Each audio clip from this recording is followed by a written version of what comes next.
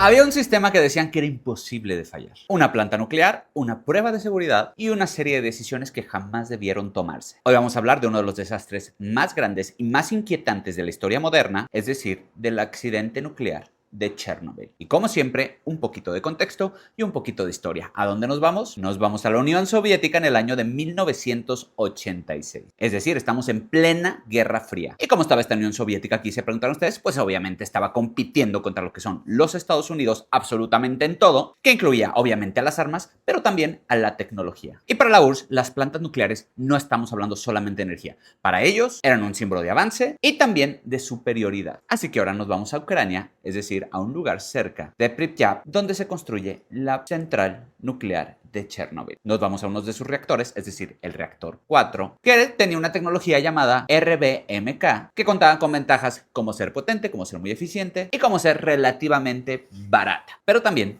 tenía ciertas deficiencias, por decirle así. Estamos hablando que tenía inestabilidad en ciertas condiciones y fallas en el diseño que podían llegar a ser críticas. Aquí está lo importante, porque estos problemas eran conocidos, pero no se hablaban abiertamente. Y estas cosas son exactamente lo que hizo que la URSS cayera, es decir, los secretos. Ya que en el sistema soviético, pues obviamente el admitir errores era un símbolo de debilidad. Recordemos que aquí el Estado era gigante, pero el país era todavía más. Entonces, hacer un Estado cuestionable obviamente podía tener consecuencias trágicas. ¿Y qué tipo de errores había aquí? Pues obviamente se ocultaban las fallas, se evitaban las críticas ante estos fallos y la indicación siempre era sigue adelante. Es decir, el sistema no podía fallar, aunque incluso fallara. Esto hacía que los mismos ingenieros y los operadores aprendieran a trabajar bajo presión, pero lo que hacían era básicamente seguir órdenes, evitar lo que era cuestionar a los de arriba y trabajar bajo esta presión que ya les comenté. Esto ya no era solo técnica, sino que era una cultura de trabajo dentro de la URSS. Y ya en este entorno, dejando un poquito el contexto, pues tenemos esta lista de errores conocidos, obviamente la presión política de allá arriba y una confianza ciega en lo que es la ciencia. Entonces aquí se decide hacer algo aparentemente muy simple. ¿De qué estamos hablando? Se preguntarán ustedes, de una prueba de seguridad. Así que vámonos al 26 de abril de 1986. ¿A dónde nos vamos?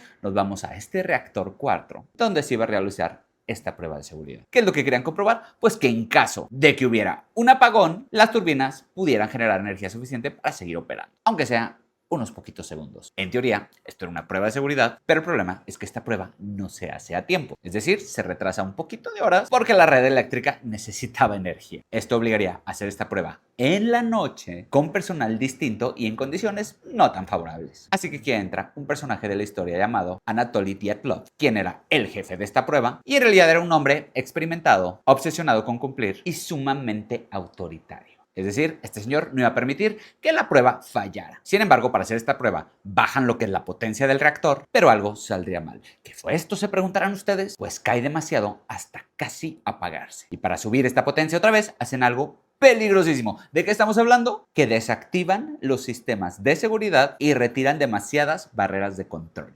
Prácticamente dejan ese reactor en un estado completamente inestable. Obviamente, algunos operadores se dan cuenta de que todo esto está mal, pero nadie se atreve a detener este proceso. Recordemos el nivel de autoritarismo que existía. Entonces Dyatlov insiste. ¿En qué insiste? En que la prueba siga. Entonces este reactor entraría en un estado súper vulnerable. Estamos hablando de un estado de baja potencia y de altísima reactividad, que es una combinación peligrosísima para lo que es un RBMK. Y aún así, continúan. Así que nos vamos a la 1:23 horas de la mañana con 40 segundos, cuando esta prueba ya está en marcha y los operadores que ven que esto no está bien, toman una decisión. ¿Cuál es esta? Se preguntarán. Presionar el botón de emergencia, es decir, el AZ5, que en teoría debería de apagar a este reactor de inmediato. Pero había un problema. ¿Cuál era este? Que dado el diseño de este reactor, las barras de control tenían una falla. Es decir, al entrar, primero aumentaban la reactividad antes de reducirla. Esto en condiciones normales no pasaba, pero en este caso fue fatal. Es decir, al presionar el botón de la S5, el reactor se dispara y se vuelve algo incontrolable. ¿Cómo es esto? En cuestión de segundos se multiplica una cantidad N de veces y al ser la presión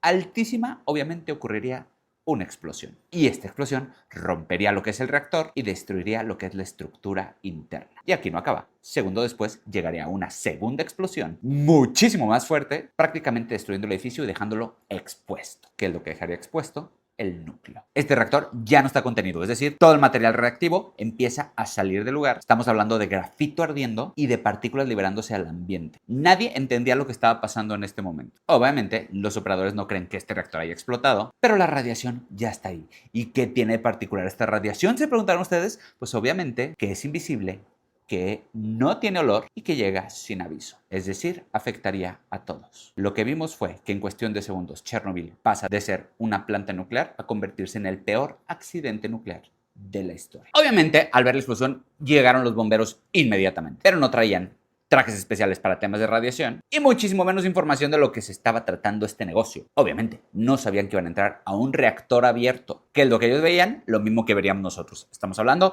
de fuego, de escombros y de grafito ardiendo. ¿Qué es lo que no veían? Obviamente, la radiación extrema. Esto haría que en minutos quedaran expuestos a esta radiación total, que básicamente sería mortal para estos señores. ¿Y qué es lo que pasaba en la URSS, en la capital? Se preguntarán ustedes. Pues obviamente las autoridades ya sabemos cómo son, ya hablamos de este poquito de contexto, entonces no aceptan la magnitud de este desastre, sino que lo minimizan, lo dudan y lo meten a un trámite burocrático gigante, ya que sabemos que en esta URSS el sistema no puede fallar, aunque falle. Y regresando a Chernobyl, bueno, a unos kilómetros de ahí está la ciudad de Pripyat, donde vivían miles de trabajadores y sus familias, donde ocurriría, o más bien no ocurriría, lo que debió haber ocurrido. ¿Qué pasó? No decidieron evacuar esta ciudad. Por lo menos al principio, porque después, hasta el día 27 de abril, es decir, 24 horas después, se ordena evacuar la ciudad. Obviamente, ya expuestos. ¿Y qué es lo que hace la gente? Sale pensando que va a regresar, es decir, dejan todo atrás, pero la realidad sería que jamás regresarían a este lugar. Y aquí entraría un personaje de la historia llamado Valery Legasov, que era un científico que entendió este problema y sabe que esto no es un accidente normal. Estamos hablando de una catástrofe nuclear. Así que para contener lo que es este reactor, lanzan lo que es arena y boro desde helicópteros y sellan este núcleo enviando trabajadores a este mismísimo reactor. Obviamente estos trabajadores sabían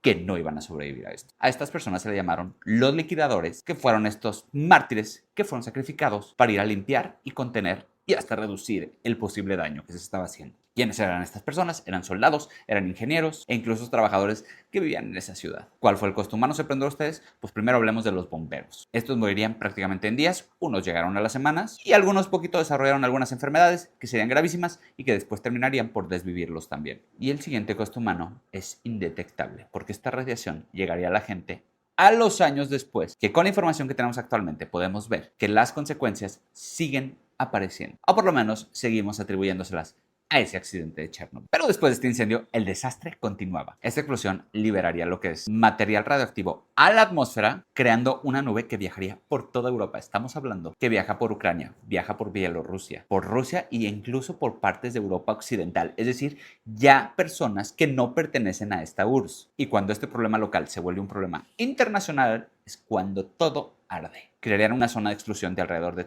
30 kilómetros, donde dejarían pueblos abandonados, ciudades vacías y a la fecha vemos que la naturaleza tomaría el control de estas ciudades. Como les dije, miles de personas quedarían afectadas por esta exposición a la radiación, desarrollando enfermedades, principalmente la del cáncer y de hecho, principalmente el cáncer de tiroides, que tardarían de días a años en aparecer. Obviamente también hubo un impacto ambiental, estamos hablando de los bosques y los árboles, pero que ocurriría algo impresionante. La naturaleza tomaría el control de esta zona, es decir, la vida volvería a crecer sin los humanos. Pero sin duda, el golpe histórico más fuerte de Chernobyl fue el que le dio a la Unión Soviética. Estamos hablando que este Chernobyl expondría prácticamente lo que es la cultura de la URSS con una completa falta de transparencia, terrible gestión y decisiones tardías llenas de burocracia. Chernobyl se convertiría en el símbolo de la desconfianza que terminaría por ser la gota o el charcote que derramó el vaso para la caída de esta Unión Soviética. Obviamente, ante cualquier catástrofe hay regulaciones. Estamos hablando que la relación que tuvo la humanidad con este tipo de energía nuclear pues cambiaría de cierta manera, ya que se tendría muchísimo más miedo, implicaría muchísimo más regulaciones y obviamente muchísimo más control. Pero más allá de todo esto, los números nos dicen